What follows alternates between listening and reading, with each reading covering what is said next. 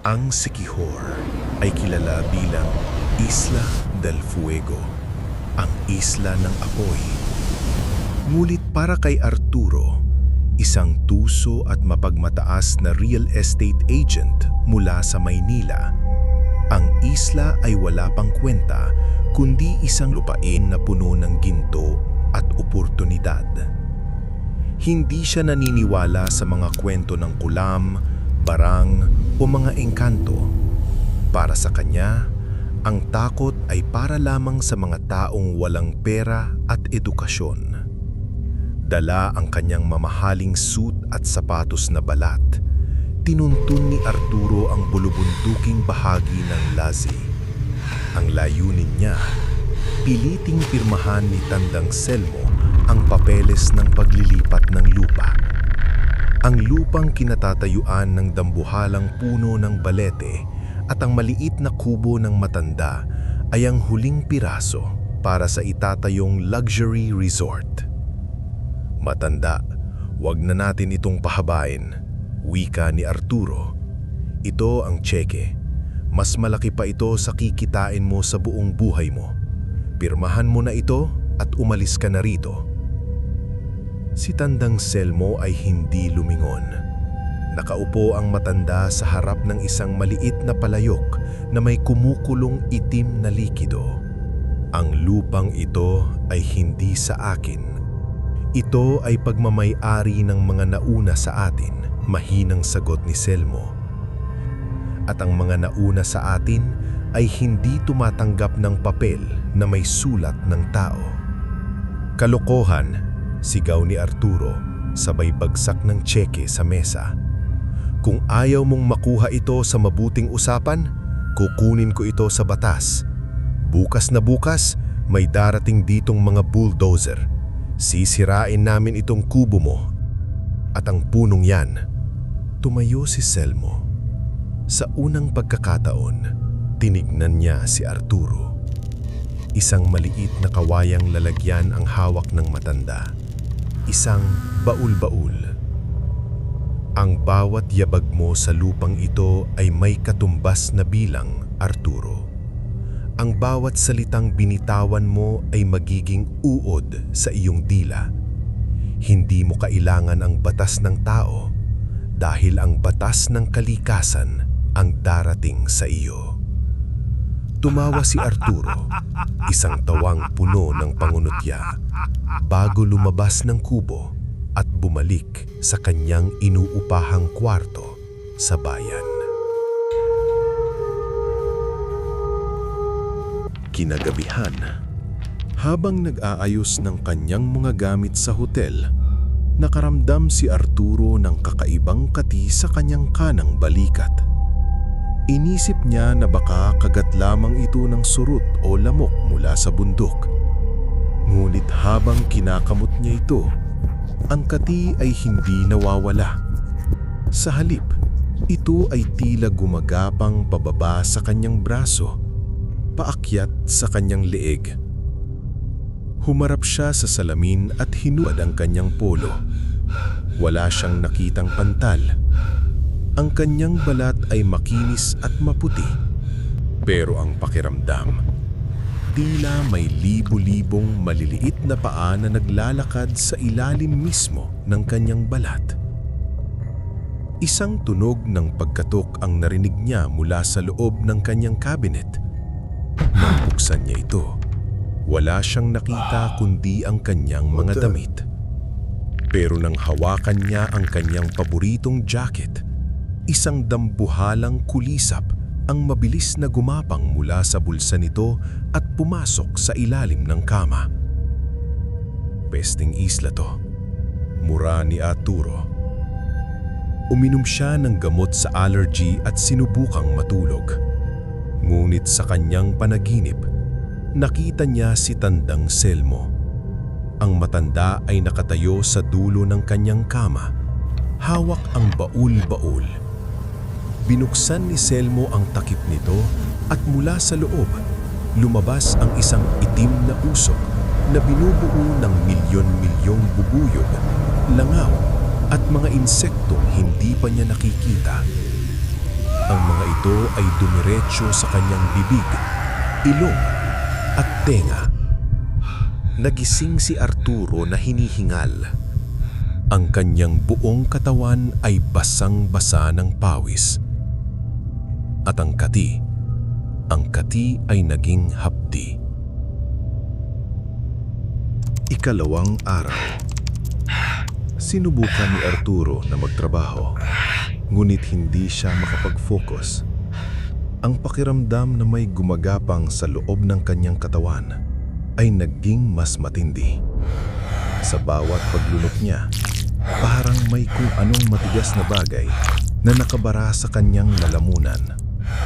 Habang nasa gitna ng pakikipag-usap sa telepono sa kanyang boss sa Maynila, biglang nabulol si Arturo. "Hello? Arturo? Are you still there?"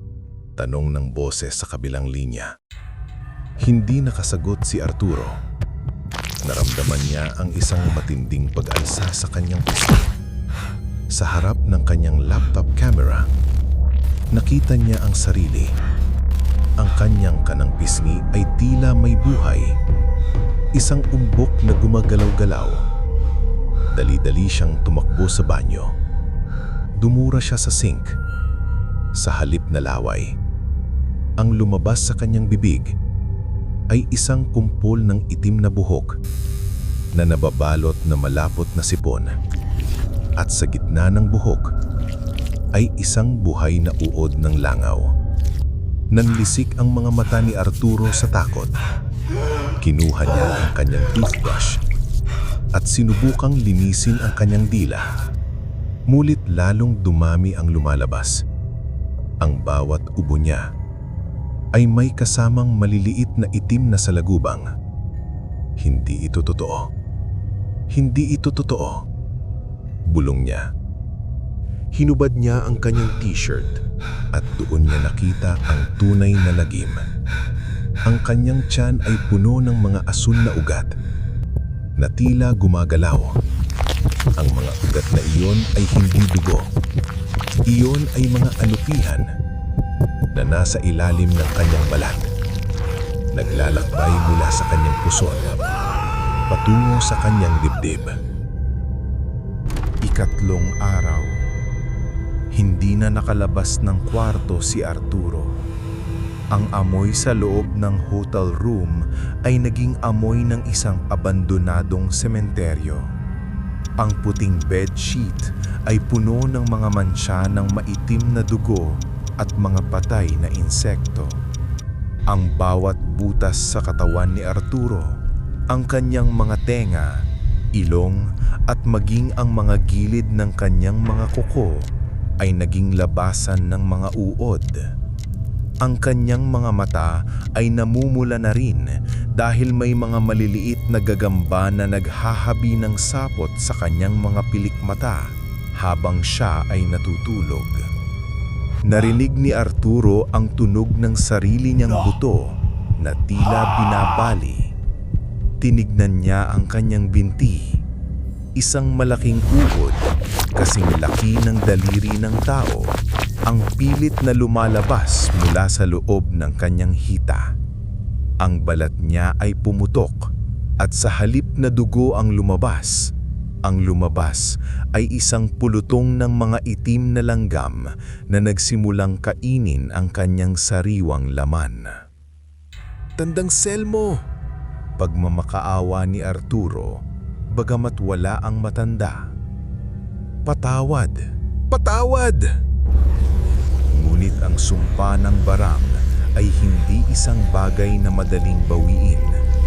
Ito ay isang proseso. Ang biktima ay hindi agad namamatay. Siya ay ginagawang isang buhay na pugad. Ang kanyang mga organo, ang puso, baga at atay, ay unti-unting pinapalitan ng mga kumpol ng insekto hanggang sa ang taning natitira sa kanya ay ang balat na nagtatago sa isang hukbo ng mga peste. Naramdaman ni Arturo ang paghinto ng kanyang paghinga, pero hindi siya nawalan ng malay. Ang mga uod sa kanyang baga ang siyang nagbibigay sa kanya ng hangin. Pinapanatili siyang gising para maramdaman ang bawat kagat, ang bawat paggapang, ang bawat pagngat-ngat sa kanyang mga kalamnan.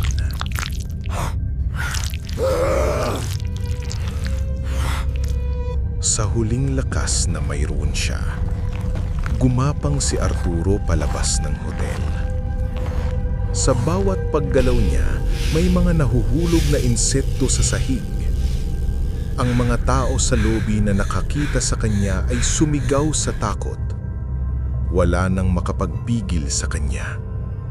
Ang kanyang katawan ay tila hinihila ng isang hindi nakikitang tali pabalik sa bundok, pabalik sa kubo ni Tandang Selmo. Inabot siya ng magdamag sa paggapang sa putikan. Ang ulan ay bumuhos, ngunit sa halip na mahugasan ng dumi, ang tubig ay lalong nagpabulok sa kanyang mga sugat. Ang mga linta sa kagubatan ay lumapit sa kanya, ngunit maging ang mga ito ay umatras nang maramdaman ang kamandag ng barang sa loob ng kanyang katawan. Nang sumapit ang madaling araw, narating niya ang paanan ng dambuhalang puno ng balete. Doon, nakatayo si Tandang Selmo. Kalmado, tinitingnan ang pagsikat ng araw. Dumating ka, wika ng matanda nang hindi lumilingon. Tulong! Ang tanging salitang lumabas sa bibig ni Arturo bago ito napalitan ng isang malaking tipaklong na lumabas mula sa kanyang lalamunan. Lumapit si Selmo at yumuko sa tapat ni Arturo. Kinuha ng matanda ang baul-baul.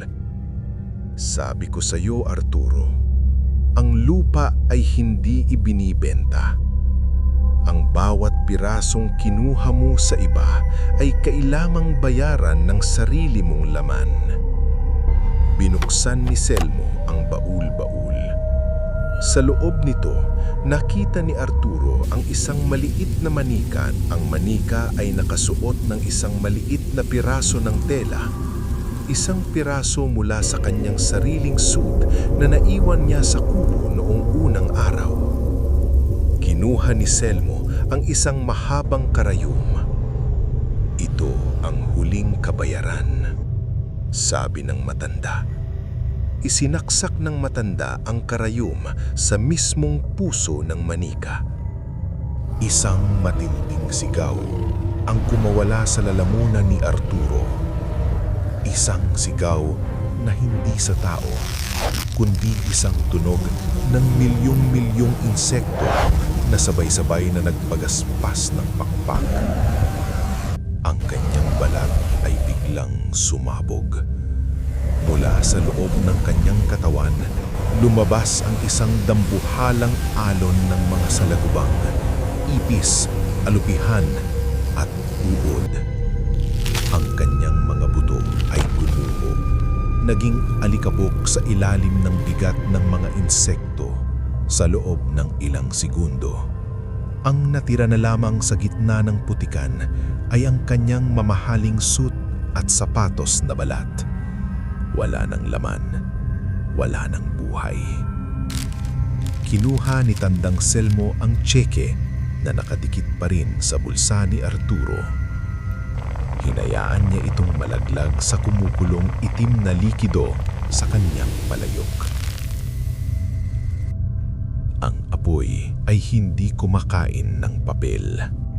Ang apoy ay kumakain ng kaluluwa, bulong ng matanda. Makalipas ang ilang buwan, ang kumpanya ng real estate sa Maynila ay nagpadala ng panibagong agent sa Siquijor upang hanapin si Arturo. Ngulit wala silang natagpuang bakas.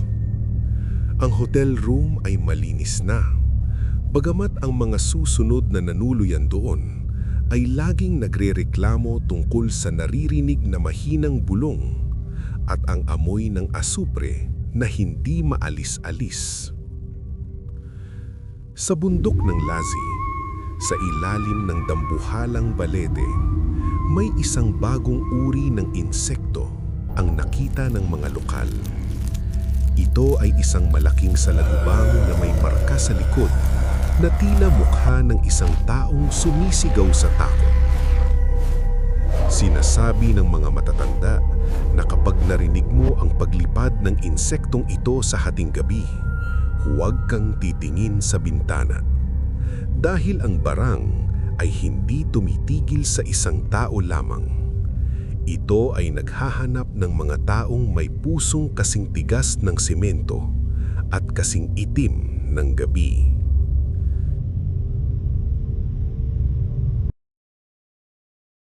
May mga kuwento ba kayo ng kababalaghan? I-share nyo ang inyong mga karanasan sa comment section. Maraming salamat sa pakikinig at hanggang sa susunod na kwentong kababalaghan dito sa ating channel.